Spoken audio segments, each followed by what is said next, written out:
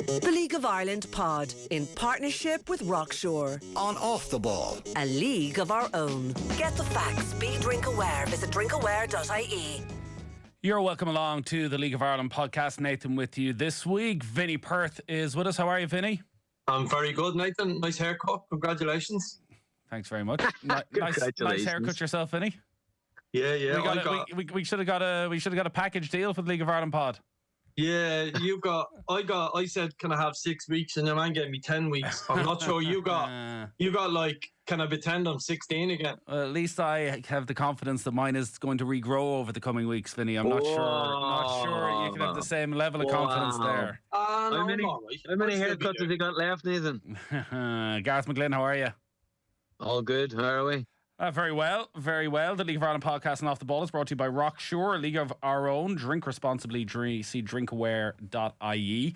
So a lot to get through because we're heading for the halfway point in the League of Ireland season. I guess we'll do our halfway team of the season next week on the League of Ireland podcast. But right now we're focusing on Cork City against Shelbourne tomorrow night. It is our live game on Off the Ball. It's going to be on News Talk from 7:45. Stephen Doyle and Johnny Dunleavy are going to be down at Turner's Cross for that one. Shamrock Rovers 6 points clear at the top. They are at home against Galway United at 8 o'clock. All the rest 7:45 kickoffs. Sligo Rovers bottom of the league up against St Patrick's Athletic. It's Waterford against second place Drogheda United, and Bohemians taking on Derry City at Dalymount Park. A bit of breaking news this afternoon is that Cork City, ahead of our trip tomorrow night, have appointed one of our former colleagues as assistant manager. David Meyler has been announced as Ger Nash's assistant. And as we know well on this podcast, Gareth, the assistant manager role is arguably the most important role at the club. When I heard one of our pundits was going to be the assistant manager, one name sprung to mind, but David Meyler's got the gig. I'm telling you, funny what happened. Tell you all, lads, you just have the wrong impression of me. He went in for a haircut and the phone had rang about 3 times and he'd missed the gig. It's told us half of the... He's in the same opinion as half of the country. You think I'm going around chasing a football job? No.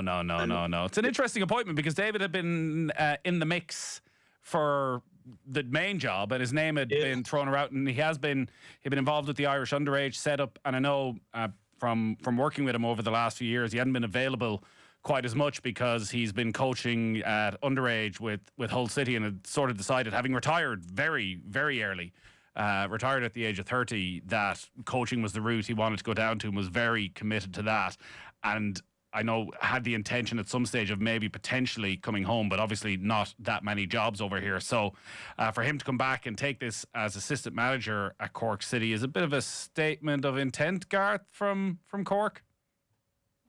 Absolutely, and a statement of intent from David as well. He knows that he has to go on and just find out about the league, and at Cork City, no better place. But it also, we talked about it before, I think it was 4 or 5 weeks ago, it's not just a manager anymore, it's a package. It's the assistant manager. The workload that these managers and assistant managers are under, you need to delegate as much as you can, and it's a great opportunity. We talked about it last week, a good squad. There's no doubt about it. The previous manager left the squad in good condition, and we saw in the previous matches they're not far away from getting a few results.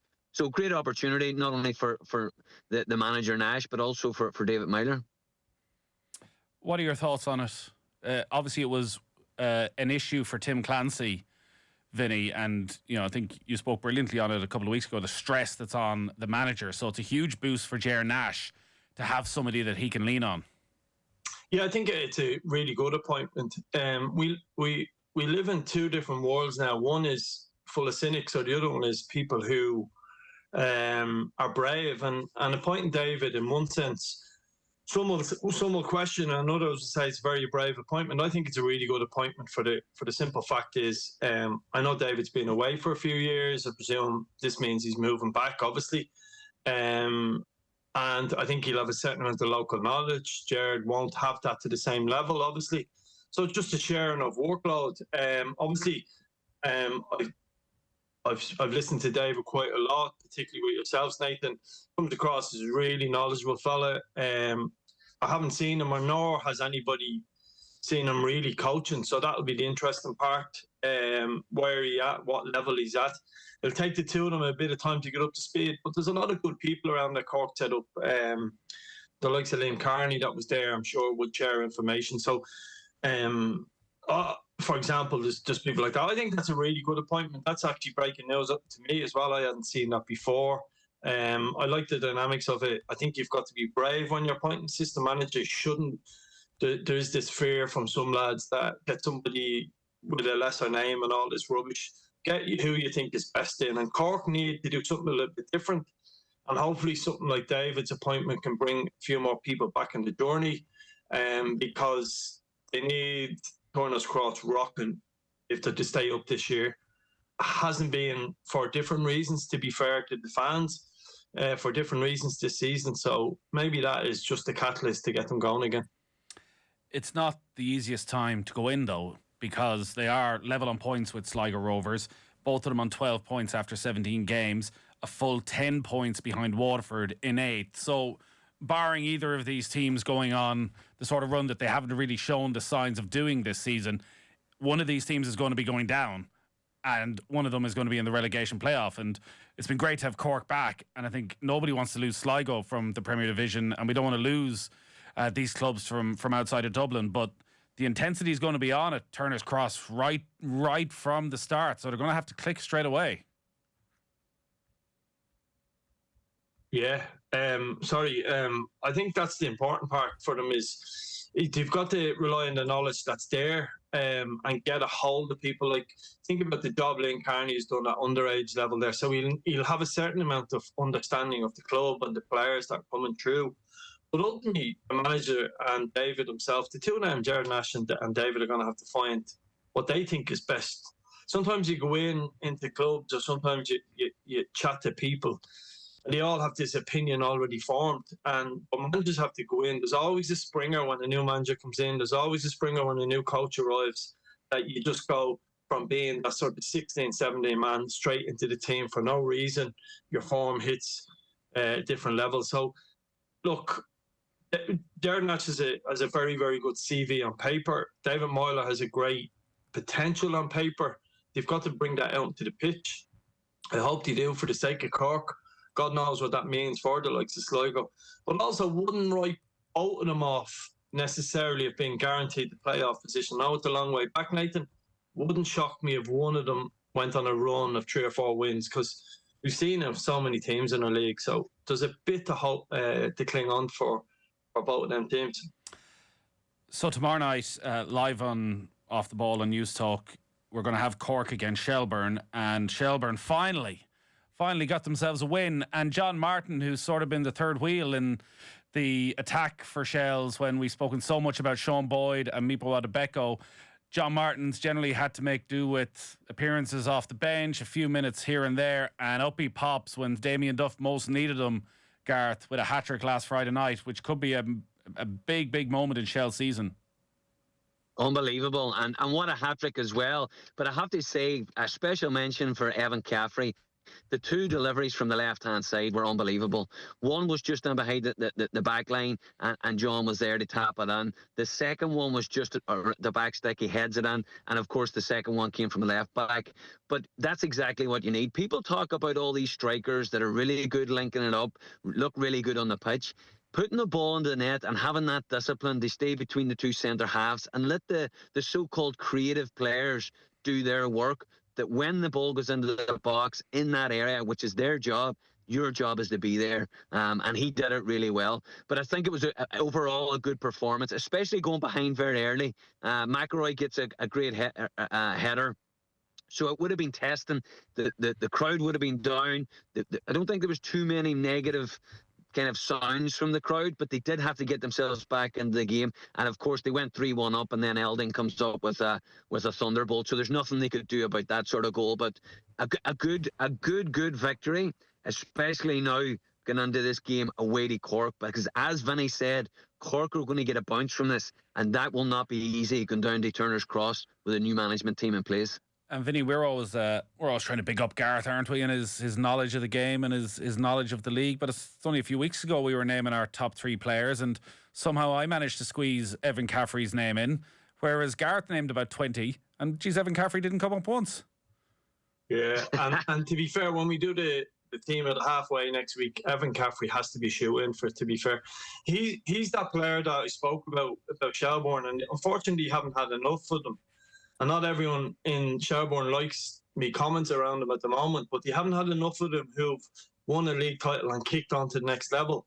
Like, started last season, Evan Caffrey was just okay. He was a decent player. He's gone on to the next level, and winning the league has brought him on to the next level. And where he's so beneficial is he can play in a number of positions. So the best way to describe that real quickly is, start of last season, if you'd offered Shelbourne players around to every other club, they wouldn't have necessarily put your hand off for all of them.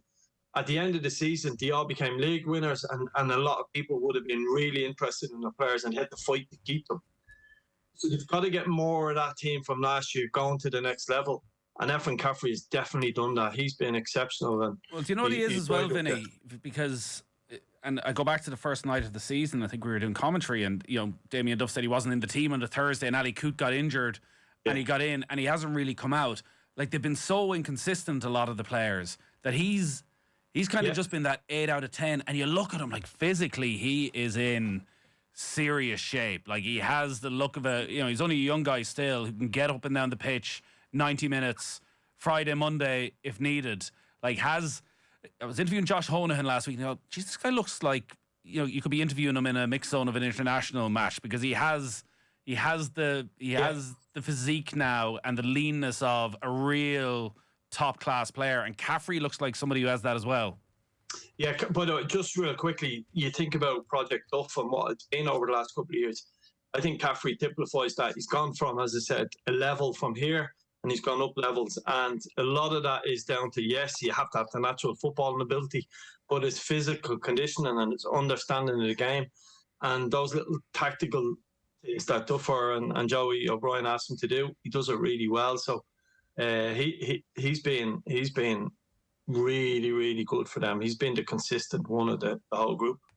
And I tell you, Nathan, what I like about him most, right? When you get into a team, when you come up from a lower level, it's very easy just to play it safe, to play the ball safe, play it sideways. He never does that. If you look at the 2 goals, and if you look at his assists previous in the season, they're always really, really good assists. They're not simple assists, and he takes chances. Even the goals for the setups and the assists for John Martin, 2 crosses. John Martin was in the box against 4 players. Like, he could have easily put it back to his left back or put it under the centre midfield to McElroy. He's actually picked them out with an unbelievable cross on both occasions. And you need players like that, because too many players at the minute are just playing things safe.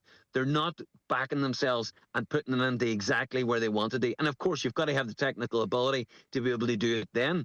But he's got it. But I don't know about halfway team of the year. Let's have a look at that next week. Michael Duffy will be in there, don't you worry. So there'll be no space for Evan Caffrey. Gareth will name 4 teams anyway, to be fair. I wasn't at Shells last week, but I would have jumped in and defended your honour, Vinny. Of course, as you can imagine. I presume you've seen this, Gareth. So Vinny was on the TV wearing his suit, looking the part, voice of the league as he is now. Right. He said that Chelsea had fallen off a cliff after winning the league last year. That was after the scoreless draw with Drogheda United. So somebody put it to Damien Duff about the criticism, and he said, it says here he snapped back. I think that was harsh. I watched the clip back. I thought, Damien was quite reasonable. He said, what Vinny says is absolutely irrelevant to me, which is sort of what we could have named this podcast. It's just noise. It's just noise. I'm the man in the arena. The players are the men in the arena. Vinny's outside the arena, and as long as he's outside of the arena, it's irrelevant. Noise outside doesn't affect the dressing room, like myself, so I don't really care. Wow. Are we going to get a response to that now? Yeah, if you want. I mean, that's the first I've been sent it about 50 times. I haven't heard what Damien said. So I played golf the other day, and it came up with a good friend of mine, a fella knows Damien well, and his interpretation of it was similar to what mine would be after hearing what Nathan said. Damien Duff is right, Nathan, and I'm not I'm not going to give you a clickbait, unfortunately, because he's right. Nobody in that dressing room should listen to me or to pundits. But that doesn't mean we haven't got a right to have an opinion on the game, whether that's somebody working on RTE talking about Champions League football or me talking about League of Ireland football. Quite entitled to it. Lucky enough to know what it takes. But he's right. It shouldn't. What people say, and there's too much of this going on. Forget Damien and what he said about me or anyone else. There's too much of that. People losing their cool over what people are saying. Everything is a snapshot in time, and that snapshot in time was Chelsea were in a bad run of form. Their form from where they are from last year to where they are now is nowhere near the levels. In one sense, they feel like they're playing better, and they're talking about that they're playing better, but the results have, deteriorated, and may not use those choice of words. Fine, but I stand over what I said, and look, it is what it is. I certainly so much respect to get involved in anything with Damien, and I'm sort of glad he's not listening to me, because he's a job to do there, and best of luck to him. Outside the Rovers winning the league, which I predicted, I said Chelsea would be second, and I still think there's a fair chance of them being second. No chance, Nathan. And Vinny, just on that as well, I know obviously Duffer came back and had a pop at you, but they'd only won 1-8 coming up to last week's game. I mean, I watched them up in Derry. They are a shadow of where they were, the team they were last year. And I said it the week before last. I says if the Shells team last year played the Shells team this year, they would wipe the floor with them, just on pure workman, just basically desire, and they've lost that, and maybe that comes after winning a league. But I can't see them finishing second. No, I don't think that's fair to say it comes after winning the league, because I'm not suggesting you're being negative to them. I'm saying I think what people, I think Damien has alluded to as well, they've changed how they're playing, and they've felt the need to do that for whatever reason. That would be my thing. Was there another year of that sort of system and that way of playing last year? And obviously injuries are huge in terms of a centre half, and we all know they got big goals from Will Jarvis last year at the start of the season. Haven't really replaced him, and Paddy Barrett being injured at the moment is a huge loss. So, but every team has issues. Every team has all of that stuff. But you're right, the way they played last year probably made them definitely harder to beat than they are this year. So the results aren't as good as they were last year. I don't think Damien shouldn't listen to that, and nor should their dressing room. Should concentrate this week. But Vinny, you've been there and done that, right? Is there a case for him to come back and play in the way they did last year? I mean, would he consider that a slap in the face or a step backwards? I mean, it was way more effective. Well, I would. I think if he can get back to that sort of solidness, I think you might see a little bit of. He can still involve as a team by bringing a Chapman into one of those midfield three. And remember, at different stages last year, one of the forwards players could have played in that midfield three. That very solid straight line across the midfield three. So I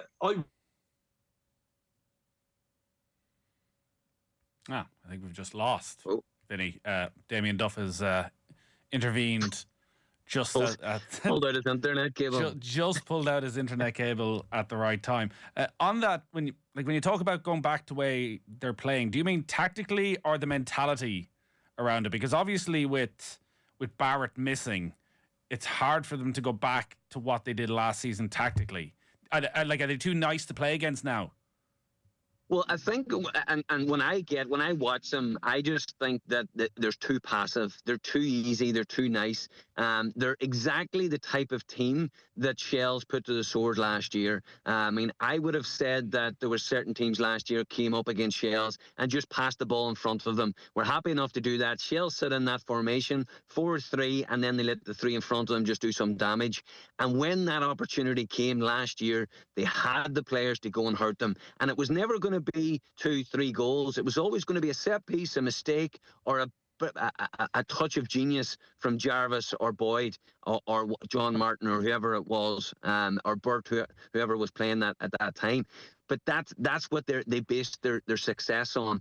They're just trying to pass the ball too much. They're trying to take too much out of it. They're not getting it forward quick enough.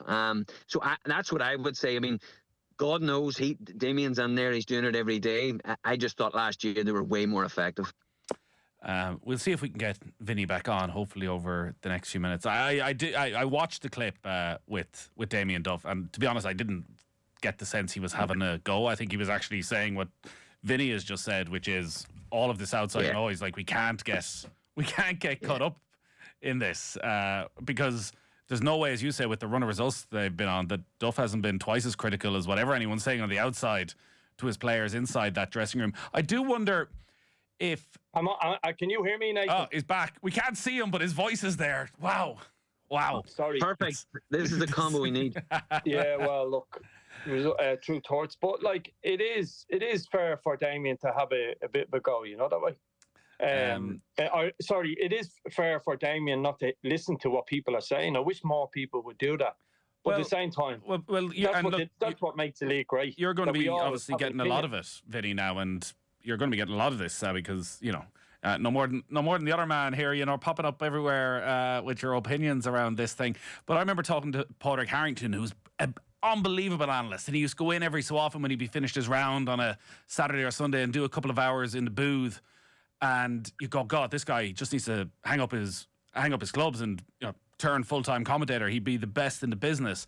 And he was saying he found it very annoying when he was so honest, so brutally honest, that he'd be talking about a putter, and everyone knows he's not one of the best putters. He doesn't practice enough. And, you know, and he was making that point. He's like, I don't know why these guys, I was on the practice screen the next week and guys are annoyed at things I'm saying. I'm like, why are you watching it? Like, what? Like, why are you listening to a single thing? I say, like, my job when I go in there is to say what I see, give my thoughts, give my analysis, and like my job isn't to, you know, try and give you a pep in your step. So I think people just need to accept that with enhanced media coverage of the league, there is going to be a greater focus, where once upon a time you could have been critical and maybe nobody would have taken any notice. Now every game is on TV, every game is on radio, people want to talk about it, all of this is a good thing, and yeah, a manager's going to hear it sometimes. But can I just say, Nathan, sorry, I may not have video back, so you're saved. But, like, it's funny to give you an insight, because I keep telling you, like, I'm an honest fecker, right? So I tell you, see when my phone started buzzing, I was like, oh, no, what have I done? Oh, no. You know, I panic. You do panic, like, because you don't do this job. Like, it's easiest thing to do is be controversial for the sake of it. You might get on a few more, you might get paid a little bit more, you might get more regular gigs here, there and everywhere. But what I just tend to do is say what I see and be honest. And I think once you're honest, I think no matter who the pundit or the person is talking about the football, that's fine. And once there's nothing personal, I think there's a line you can't cross, because we do live in a world now where it gets nasty for these managers. And I try and be conscious as I can for it. And we all think Damien is bulletproof, and because of different things, people think he's bulletproof. But I do know, I mentioned before, I done a couple of licenses with him. I was in and out of a course for a couple of years with him, and he cares as much as anybody about the results of his team. I have heard some of the trainer thought that, well, you know, because Duffer's done well in the game financially, does it hurt as much? He is hurting left, right and centre. So it can't be nice when other people are commenting about your team. But I'm glad he has paid little or no attention to it, because that means he's on the right path in getting his team back to where they belong. And Vinny, can I ask you one last question on Shells? The way they're playing, and going back to Gareth's point about maybe going back to what worked for them last year, do you think Europe and going into the Champions League in a few weeks' time, and the impact the defeat in Zurich had, obviously Duff brought up about the physicality, and that sort of focused their attention on the type of players they wanted to bring in, that they just didn't have enough guys, maybe like Evan Caffrey in their team, who could go a full 90 minutes. Do you think Europe has played any role in the way Shells are approaching games this year? Yes and no. So the simple answer to that is, in the off-season, as a manager, you have to be thinking of European football. You have to be thinking of the players. You have to be thinking of you know, so Shells are in the Champions route. They're in the Champions League first round. So to your point, Europe is so much different than the domestic game, and it's so hard to explain to people. Yes, the first round, if you draw someone from Wales, Northern Ireland, etc., it's no real big difference.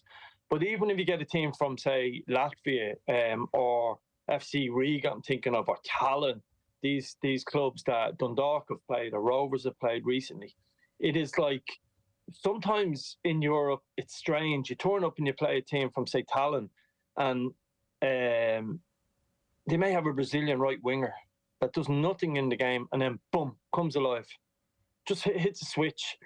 And we don't have a lot of them type of players in our league that have that flash of brilliance, that bit of pace, but they're able to do it after 70, 80, 90 minutes. And generally, a lot of the clubs in Europe, once you go to that next level, and I don't mean the upper echelons when you get to it, say a Gothenburg or the teams of the sort of the next step up, but there's a level between sort of the Maltese champions, the Irish League champions, then there's the next level up, as I said, Riga, Tallinn, all of these sort of Icelandic champions, and then there's the next level, and then there's the elite level. So what Shells have to do is have some of them players ready to do that. So if Gareth has played in European games as well, when you're involved in them, it's so annoying. You think you're there, we're at it, we're right in the mix here, and then boom, you get done by a moment of magic. So that's where the likes of Chapman could fit into that in the thinking in the off season. And I'm not suggesting for 1 second that Chapman is part of the problems, but the difference last year, and is maybe Nathan, because it's last year's footage or whatever, maybe over the next week or two we can share some of this, what I'm talking about. And I don't think people really analysed the tactical setup of Duffer's team last year. A very straight midfield, very straight front three, and they've come away from that now, and they've got lots of more ball, lots of more dynamic players, but ultimately they're not putting the ball in the back of the net, and that's making them a little bit more open defensively. So there's loads of examples of that happening this season. So that's just involving, and definitely a long-winded way of saying to you, Europe has played a part, but actually in a week-to-week basis, Duffer doesn't give a shit about Champions League football. Right. 2 weeks ago, 3 weeks ago, 4 weeks ago, he just cares about getting a result on Friday. But he can only play with the cards he's dealt, and that's his squad he's made up. And some of the makeup of the squad is Europe. Does that make sense? Yeah. And listen, maybe next week in the off week we can have a deeper look into that then. Gareth, Vinnie tipped Shamrock Rovers for the title. I said if they sign a striker, they'll win the title. So we're both in a strong position right now with them 6 points clear because they have signed a striker. So John McGovern has come in from Dungannon Swift, scored 20 goals in all competitions last season, is going to join on the 1st of July, 22 years of age, has represented Northern Ireland at under-21s. He played for the Down Senior Footballers last year as well.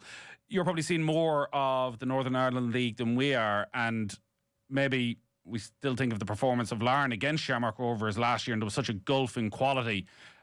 What do you think John McGovern can bring to Shamrock Rovers? You know what? It's brilliant succession planning from Shamrock Rovers. If you think Gaffney and Green, are they going to be there next year? He's brought him in now.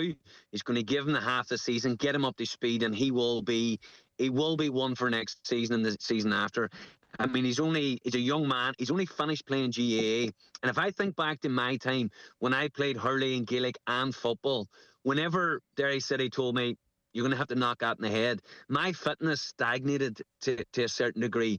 So he's coming in now with having to play GAA up until last year at 21. His raw pace is frightening. He's very direct, and he's got a rawness that Shamrock Rovers should be able to mould. Like, he's a raw diamond, but he knows where the net is as well. And if you listen to him talking, there was a couple of interviews this week as well. He's got that mindset. Remember I was talking last year about Josh Honohan? I believed he had that like growth mindset of, I just want to go on here and learn. I'm not going to be a bad egg in the dressing room. I'm just going to take as much of this opportunity as I can seize. He's the same. He's a young guy. And I mean, can you imagine the likes of Aaron Green, Gaffney, all the other great players at Shamrock Rovers to be able to pick their brain and how to get better? So I think it's a great succession planning from Shamrock Rovers, and a great signing for Bradley. Nathan, can I just say on that signing, he slightly disagree with Gareth to a point, right? And I'll tell you why. he's involved with down under 20s, if I'm not mistaken. His fitness level is going to be off the charts. Modern GEA, modern players. Gareth is right. His speed is different class. I'm going to use the word potential. He's potentially better than Johnny Kenny. Physically, he's a little bit. Would he be a little bit taller, Gareth? Would that be fair to say? I remember seeing him live. A little bit taller. He has the potential to be really, really good. He could be top notch, and I think that's a brilliant sign from them. I think he played fairly quickly because of his fitness levels and the amount of games they have, and he'll get the opportunity this year to cement the place. He is a goal scorer as well, natural goal scorer, and he has probably to improve his movement and his forced touch. That's fine. They will come around full-time football. He hasn't really played full-time football, so they've got a hell of a coup there, Shamrock Rovers. I think that's one of the best business I've seen all season. And I think there's a lesson in this as well, Nathan. I mean, I think this window is going to be crucial for a lot of teams. There's a lot of players that we haven't discussed that are their loan is up. So there's a lot of players, and teams are going to look different on the tail end of this window. So they've got to do work in this window, which I know a lot of teams don't like doing it. But I think it's a great timing to get him in, to give him this second half of the season, to get him up and running for next year. I think where the teams finish could all determine how they do their business now in this window.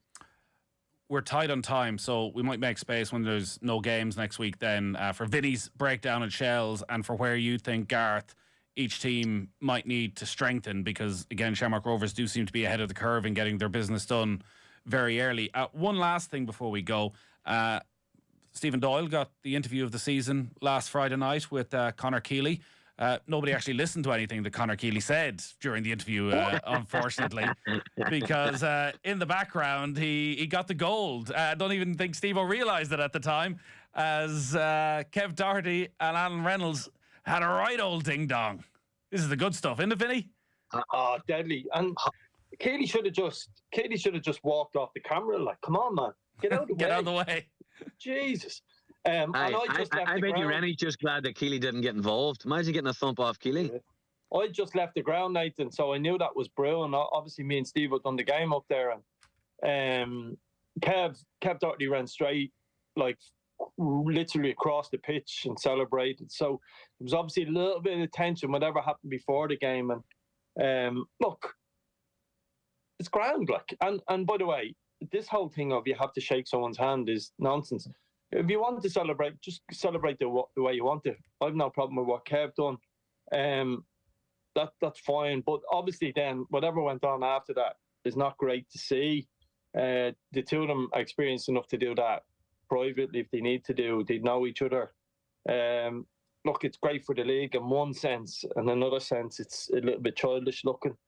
But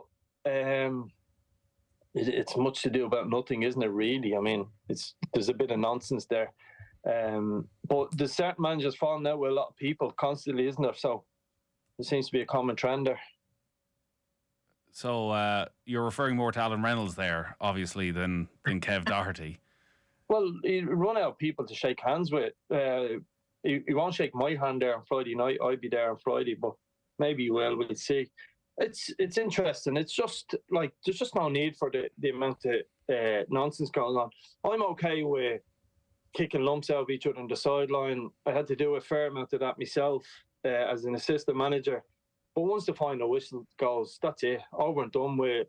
Nothing personal, and move on and get on with it. And it doesn't seem to be happening at the moment. There seems to be a lot of and journalists are right to ask the questions. Like, I've no issue with someone asking the question of Duffer about me, for argument's sake. Just doesn't give any context of different things and pieces.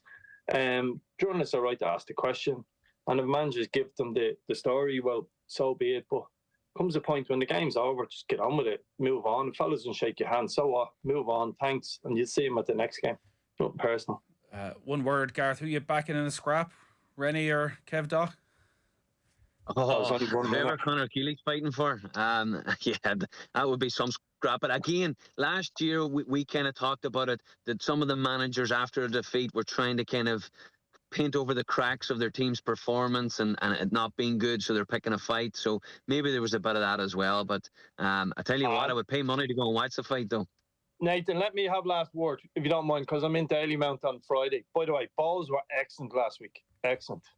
Absolutely excellent. Dennison in goal for Drogheda won them the tie. Just thought I'd say that. All right. You can have him in your team at a half season next week. It's going to be a packed bumper League of Ireland pod next Thursday. Great stuff as always from Vinnie, from Gareth. If you see Vinnie, shake his hands. He likes to meet the people when he's out and about.